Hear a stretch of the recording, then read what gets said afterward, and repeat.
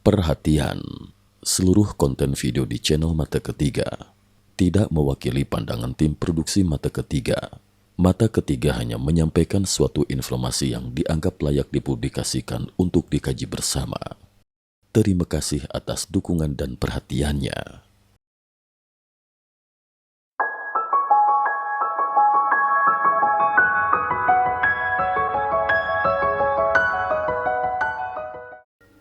Salam sehat sejahtera pemirsa setia Mata Ketiga.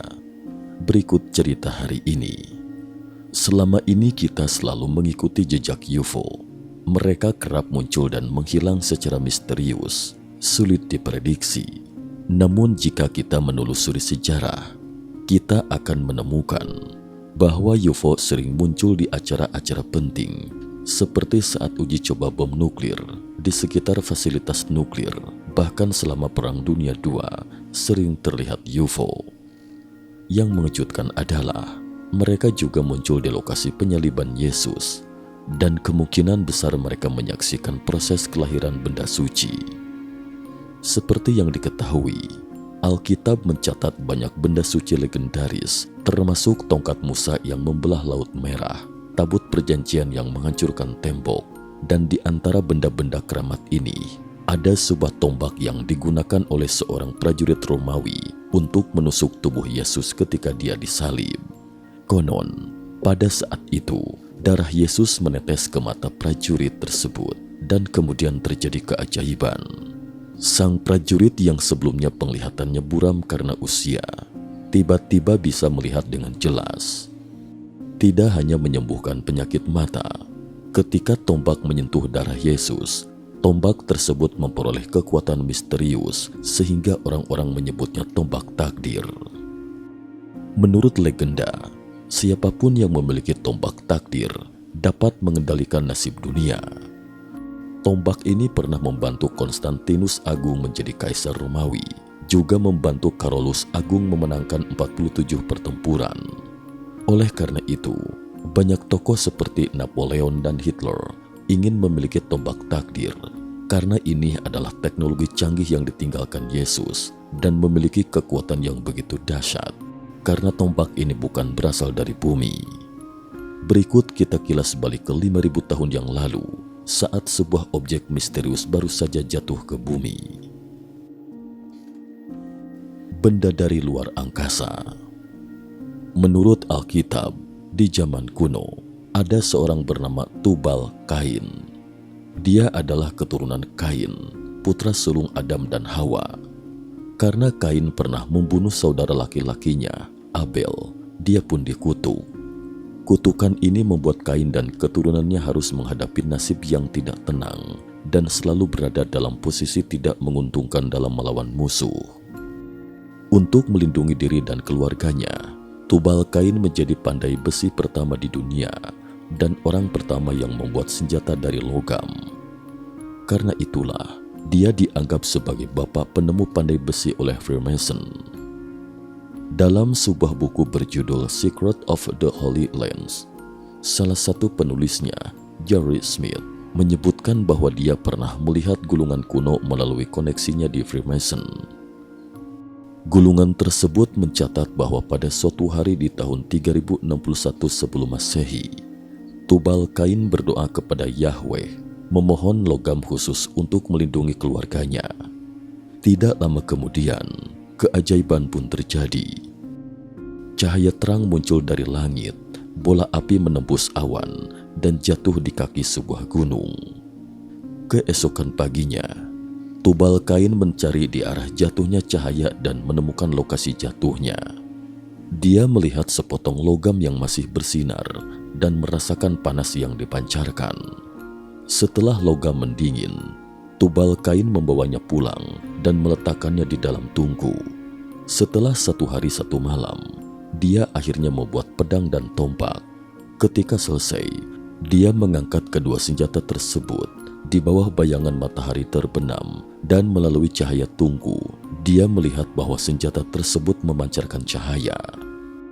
Tubal-Kain mengatakan bahwa siapapun yang memiliki senjata ini dan tidak memisahkannya serta menggunakannya untuk tujuan yang benar, maka orang tersebut tidak perlu mengasingkan diri atau mengembara, karena senjata tersebut memiliki kekuatan misterius, tidak akan pernah berkarat atau tumpul, bahkan tidak bisa dihancurkan. Kemudian Yahweh membimbing Tubal Kain untuk menyembunyikan senjata di sebuah gunung dan memberitahunya bahwa senjata tersebut akan ditemukan oleh orang yang membutuhkannya kelak di masa depan. Ehud bin Gera. Waktu berlalu dengan cepat, 2000 tahun kemudian.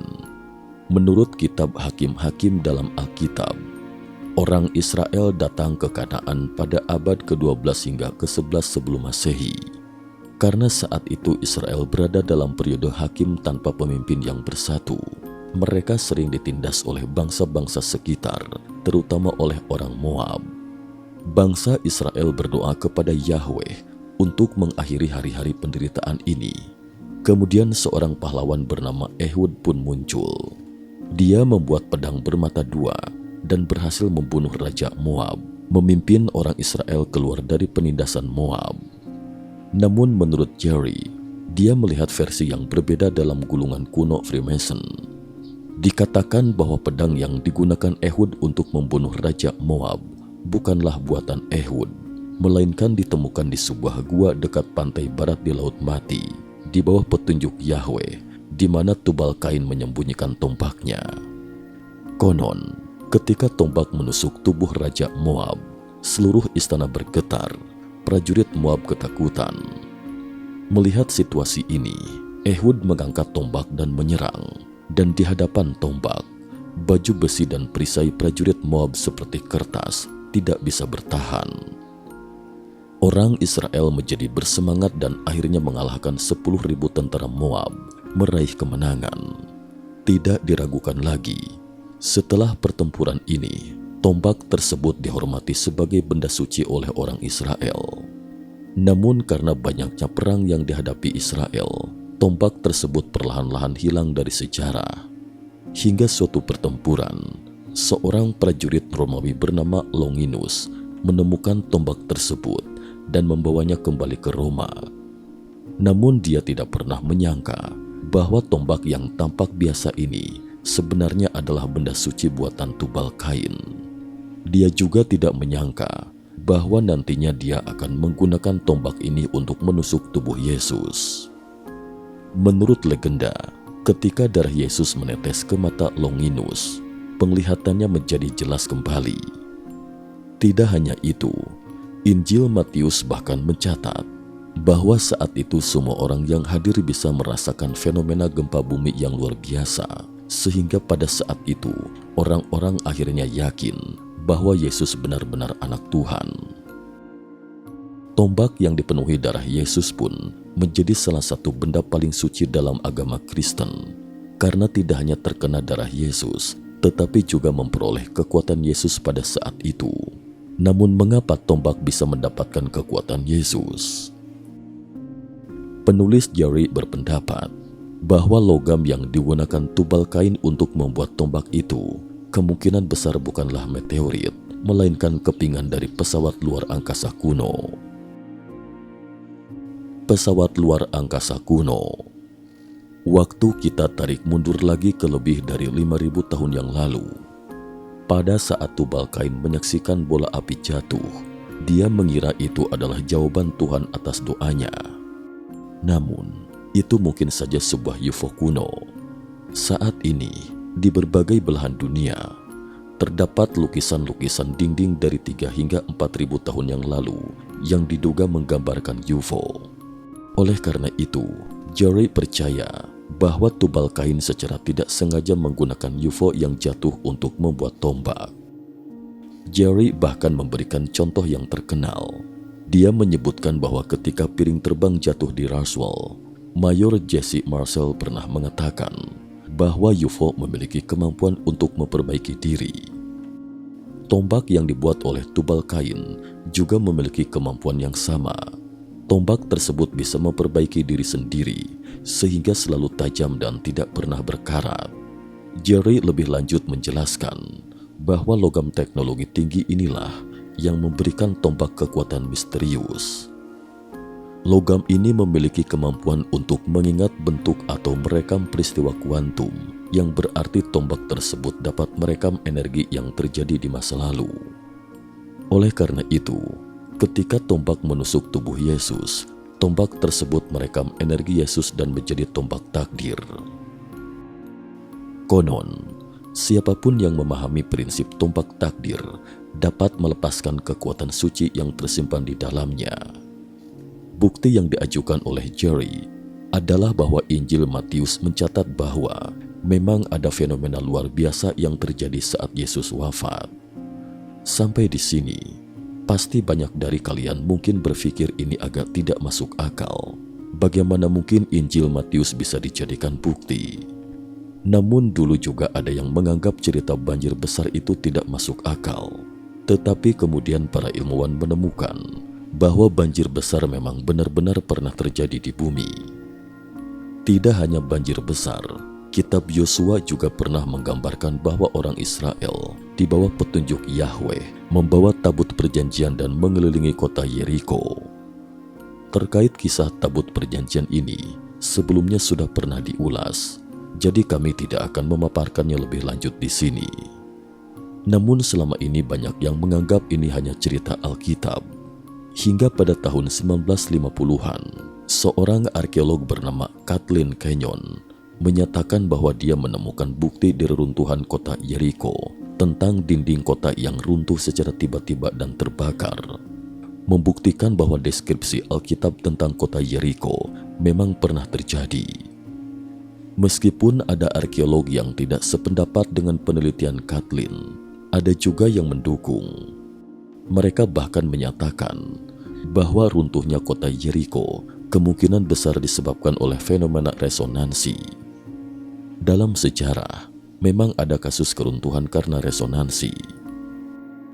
Pada 7 November 1940, jembatan Tacoma Narrows di Amerika Serikat runtuh karena resonansi yang disebabkan oleh angin kencang yang bertepatan dengan frekuensi alami jembatan. Oleh karena itu semakin banyak orang yang percaya bahwa cerita yang dijelaskan dalam Alkitab tidak selalu hanya sekedar cerita. Tombak takdir. Sejak mata Longinus sembuh secara ajaib, dia mengundurkan diri dari dinasnya sebagai tentara Romawi, memeluk agama Kristen, dan membawa tombak takdir untuk menyebarkan kisah Yesus. Dalam perjalanannya, dia tiba di suku Iceni di timur Inggris. Saat itu, pemimpin suku tersebut adalah Ratu Boudica yang sedang dalam masa-masa sulit. Suaminya baru saja meninggal dan Kekaisaran Romawi mengambil alih wilayah suku Iceni. Tentara Romawi bahkan melecehkan dua putri Boudica. Ketika Ratu melihat Longinus, dia sangat senang dan berharap dapat menggunakan pengetahuannya tentang militer Romawi untuk membalas dendam. Namun Longinus menolak. Akibatnya, Boudica memenjarakan Longinus dan mengambil tombak takdir. Perlu dicatat bahwa sejarah tidak mencatat secara jelas Boudica pernah mengambil tombak takdir, tetapi sejak saat itu, Ratu memimpin pasukannya meraih banyak kemenangan. Dia pertama-tama menghancurkan Camulodunum, lalu membakar kota-kota Romawi seperti Londinium dan Verulamium, serta melakukan pembantaian besar-besaran terhadap pemukim Romawi. Menurut catatan sejarah, setidaknya 7 hingga 80 ribu orang tewas dalam kemarahan Boudica.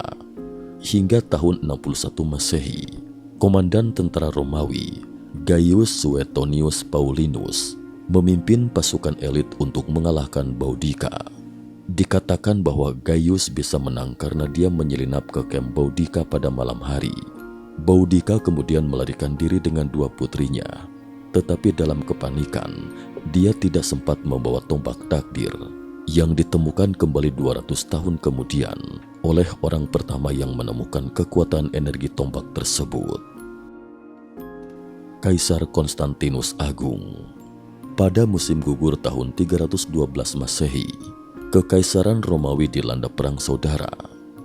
Sistem pemerintahan tetrarki yang dulu berjaya kini telah runtuh dan kekacauan menyusul.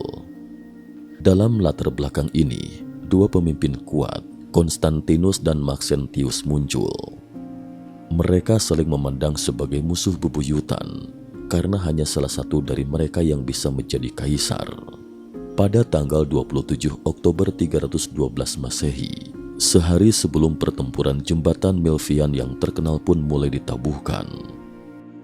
Menurut sejarawan Eusebius dari Kaisarea dalam biografi Konstantinus, pada siang hari sebelum pertempuran, Konstantinus merenung bahwa orang-orang yang menganut politeisme mengalami nasib buruk. Dia memutuskan untuk mencari bantuan dari satu-satunya Tuhan. Anehnya, setelah berdoa, langit menampilkan salib dengan tulisan Yunani yang berarti, "Dengan tanda ini, engkau akan menang." Dan yang melihat penglihatan ilahi itu bukan hanya Konstantinus, tetapi juga ribuan prajuritnya. Malamnya, Yesus muncul dalam mimpi Konstantinus dan menginstruksikannya untuk menggunakan tanda salib sebagai lambang kemenangan. Beberapa orang percaya bahwa tombak takdir yang didapatkan Konstantinus sebagai mahar dari pernikahannya dengan Fausta adalah mediator yang memungkinkan dia berkomunikasi dengan Tuhan. Keesokan harinya, Konstantinus memerintahkan para prajurit untuk melukis simbol Chi-Rho di perisai mereka yang merupakan singkatan dari kata Yunani untuk Kristus. Dengan simbol ini dan tombak takdir, semangat tentara Konstantinus pun meningkat pesat. Pertempuran berlangsung di tepi utara sungai Tiber. Pasukan Maxentius lebih banyak daripada pasukan Konstantinus, tetapi pasukan Konstantinus mendapat dukungan ilahi dan segera meraih keunggulan. Mereka terus maju, memaksa pasukan Maxentius mundur, dan pada saat genting itu, Konstantinus memimpin serangan kavaleri. Maxentius memerintahkan pasukannya mundur ke Roma, tetapi karena mereka dekat dengan sungai Tiber, semua orang berlari menuju jembatan Milvian untuk menyelamatkan diri. Dalam kekacauan itu, Maxentius terdorong ke sungai dan tenggelam. Ada yang mengatakan bahwa dia sebenarnya bisa melarikan diri, tetapi Konstantinus menemukannya dengan bantuan tombak takdir. Energi misterius menembakkan tombak itu, menjatuhkan Maxentius ke sungai. Akhirnya, Konstantinus meraih kemenangan besar dan memenangkan banyak pertempuran berikutnya. Kemudian pada tahun 325 Masehi, dia menjadi penguasa tertinggi Kekaisaran Romawi. Sejak itu, tombak takdir disimpan di kamar rahasia Kekaisaran. Namun pada tahun 476 Masehi, keturunan Konstantinus yang tidak bertanggung jawab menghancurkan Kekaisaran dan tombak takdir kembali muncul. Kali ini, tombak tersebut menunjukkan visi masa depan kepada pemiliknya, tetapi dengan harga nyawa mereka. Museum Harta Karun Kerajaan. Perbendaharaan Kekaisaran di Istana Hartburg menyimpan banyak harta berharga, termasuk tombak takdir. Jika diperhatikan dengan seksama, pada tombak takdir terdapat paku suci yang dikatakan dimasukkan oleh Hendrik XIV dan emas yang dibubuhkan oleh Charles XIV, Kaisar Romawi Suci. Dikisahkan bahwa sejak Charles XIV memegang tombak takdir, tombak tersebut disimpan di Praha. Hingga putra Charles XIV, Sigismund naik tahta, tombak takdir dipindahkan ke kota Nuremberg, Jerman. Pada tahun 1796, ketika muncul Napoleon, banyak orang khawatir Napoleon akan merebut tombak takdir, sehingga tombak tersebut dipindahkan ke Istana Hartburg di Wina untuk disimpan. Pada tahun 1907, seorang seniman muda yang miskin tanpa sengaja melihat tombak takdir saat mengunjungi museum. Seniman muda ini adalah Adolf Hitler. Dan tak perlu ragu, cita-cita Hitler sejak kecil adalah menjadi seorang seniman. Dia pernah dipukuli oleh ayahnya karena ingin menjadi seniman. Namun dia tetap teguh pada mimpinya, dan pada tahun 1907 dan 1908 mendaftar ke Akademi Seni Rupa Wina, tetapi ditolak. Hal ini menimbulkan pertanyaan, jika saja akademi tersebut menerimanya, mungkinkah Perang Dunia II tidak akan terjadi? Pada tahun 1908, Hitler kehabisan uang dan hanya bisa menjual kartu pos yang dilukisnya di sekitar Harburg untuk bertahan hidup. Suatu hari, dia melihat tombak takdir yang sedang dipamerkan. Pada saat itu, Hitler sangat tertarik pada tombak tersebut. Dia berdiri diam menatapnya selama beberapa menit, kemudian muncul tujuan baru dalam hidupnya. Pada tanggal 12 Maret 1938, Hitler yang saat itu sudah menjadi diktator berhasil mencaplok Austria. 2 hari kemudian, dia tiba di Wina dan mengumumkan bahwa Austria bergabung dengan Jerman, lalu segera menuju Istana Harburg, memerintahkan untuk membuka kaca pelindung dan akhirnya memegang tombak takdir serta menghabiskan waktu 1 jam bersama tombak tersebut. Hitler segera memerintahkan agar harta karun penting di Harburg, termasuk tombak takdir, dibawa ke kota Nuremberg, Jerman. Setelah mendapatkan tombak takdir, Hitler menjadi lebih berani dan tegas. Pada tanggal 30 September 1938, Hitler menandatangani perjanjian Munich dengan Inggris, Prancis, dan Italia yang memaksa Cekoslowakia menyerahkan daerah Sudetenland, Ceko kepada Jerman.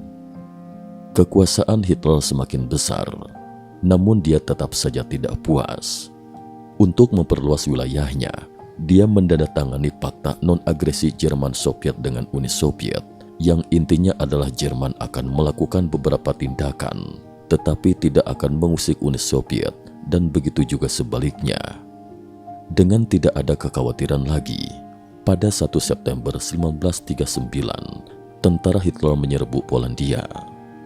2 hari kemudian, Inggris dan Prancis menyatakan perang terhadap Jerman, dan Perang Dunia pun pecah. Namun situasi Polandia tidak membaik meskipun Inggris dan Prancis bergabung. Dalam waktu singkat, Jerman berhasil menguasai Polandia. Beberapa tahun berikutnya, tentara Hitler menyapu Eropa, termasuk Prancis, Norwegia, Belgia, dan Belanda, yang semuanya jatuh ke tangan Jerman. Ini seakan menegaskan kembali bahwa siapapun yang memiliki tombak takdir dapat menguasai dunia. Namun ketika segalanya tampak berjalan lancar, Hitler semakin pede. Dia merasa tidak lagi membutuhkan bantuan Uni Soviet, sehingga dia melanggar Fakta Non-Agresi dan menyerbu Uni Soviet. Menurut Jerry, Hitler sengaja meninggalkan tombak takdir di bunker bawah tanah Nuremberg agar lebih mudah bergerak. Anehnya, setelah berpisah dengan tombak takdir, keberuntungan tidak lagi berpihak pada Jerman.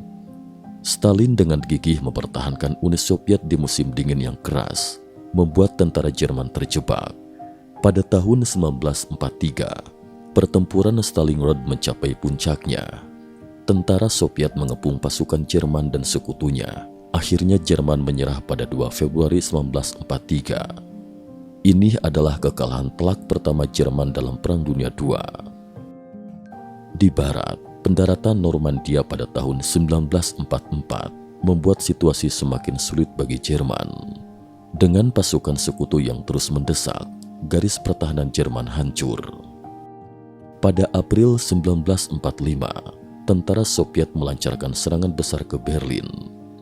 Pada 30 April, ketika artileri sekutu sudah dekat dengan jalanan Berlin, Hitler bunuh diri dan Perang Dunia II berakhir. Namun saat seluruh dunia merayakan berakhirnya perang, Amerika Serikat diam-diam mengirim Walter William Horn untuk mencari harta karun yang pernah dicuri Hitler, termasuk tombak takdir. Perlu dicatat bahwa Walter Horn bukanlah tentara biasa. Dia lahir di Jerman, tetapi kemudian melarikan diri ke Amerika Serikat untuk menghindari penindasan rezim Nazi dan bergabung dengan Angkatan Darat Amerika selama Perang Dunia II. Dia juga salah satu dari segelintir orang pada masa itu yang memiliki gelar doktor dalam sejarah seni. Setelah menerima perintah, Horn segera berangkat ke Berlin. Berkat penyelidikannya yang cermat, akhirnya dia menemukan pintu brankas di terowongan bawah tanah Nuremberg dan terkejut dengan apa yang dilihatnya. Hitler ternyata membangun pintu brankas baja setinggi 8 kaki, sekitar 2,4 meter untuk melindungi harta karunnya. Karena tidak mengetahui kode brankas dan situasi di Berlin yang kacau, Horn memutuskan untuk meledakkan brankas tersebut. Namun sebelum bahan peledak diledakkan, seorang tentara Jerman mencegahnya. Tentara Jerman tersebut, meskipun tidak ingin harta karun diambil oleh Amerika, ia lebih baik ingin harta karun tersebut hancur. Berkat bantuan tentara Jerman itu, Horn akhirnya mengetahui kode brankas. Namun ketika dia membuka pintu brankas, dia kembali terkejut. Dia menemukan bahwa pintu brankas tersebut memiliki ketebalan 30 cm yang menunjukkan bahwa di balik pintu tersebut pasti ada sesuatu yang sangat penting. Dan benar saja, dia menemukan banyak sekali harta karun. Di dalam salah satu kotak kayu, dia menemukan tombak takdir. Yang paling penting, kemudian Amerika Serikat memutuskan untuk mengembalikan tombak takdir tersebut ke Istana Harburg. Keputusan ini mendapat sambutan positif dari banyak orang. Namun pada tahun 2003, situasinya berubah. Tahun itu, Istana Harburg secara mengejutkan mengizinkan Dr. Robert Feather, seorang ahli metalurgi Inggris, untuk melakukan pemeriksaan non-invasif terhadap tombak takdir di bawah pengawasan mereka. Robert bahkan membongkar tombak takdir tersebut, dan berdasarkan penelitiannya, panjang dan bentuk paku pada tombak takdir sesuai dengan paku yang digunakan oleh Romawi pada abad pertama Masehi. Artinya, paku tersebut kemungkinan besar memang paku suci milik Yesus. Penemuan ini membuat tim peneliti sangat bersemangat, namun tidak lama kemudian, tes X-ray dan fluoresensi menunjukkan bahwa batang tombak itu sebenarnya dibuat pada abad ke-7 hingga ke-8 Masehi. Penemuan ini menghancurkan harapan semua orang. Ternyata ini bukanlah tombak takdir yang asli. Kemudian orang-orang teringat pada legenda lain. Sebelum Walter Horn menemukan tombak takdir, tombak tersebut sudah diam-diam dipindahkan oleh Hitler. Menurut penulis buku, Jerry, kematian Hitler memiliki banyak kejanggalan. Dia tidak percaya bahwa Hitler mati di bunker pada tahun itu. Hitler. Pada tanggal 1 Mei 1945, radio Jerman pertama kali melaporkan kematian Hitler. Keesokan harinya, tentara Soviet memasuki Berlin dan menemukan jenazah Hitler dan istrinya, Eva Braun di kanselir. Namun karena jenazah sudah terbakar, Soviet tidak dapat mengidentifikasi jenazah tersebut secara visual. Apakah itu benar-benar Hitler atau bukan? Akhirnya, Soviet membawa jenazah tersebut untuk diperiksa. Beberapa hari kemudian, Soviet mengidentifikasi jenazah tersebut sebagai Hitler melalui pemeriksaan gigi. Namun ironisnya, pemimpin Soviet tetap meragukan hal ini. 2 bulan kemudian, dalam konferensi Potsdam, ketika Stalin ditanya tentang kematian Hitler, dia menjawab bahwa dia tidak percaya Hitler telah mati dan mengatakan bahwa Hitler mungkin berada di Spanyol atau Argentina. Pada tahun 1946, Stalin memerintahkan penyelidikan lebih lanjut mengenai kematian Hitler. Dalam penyelidikan ini, Soviet menemukan bahwa tengkorak jenazah tersebut memiliki lubang peluru yang mencolok. Sejak saat itu, dunia umumnya percaya bahwa Hitler memang benar-benar telah mati. Hingga tahun 2009, sebuah berita kembali menarik perhatian publik.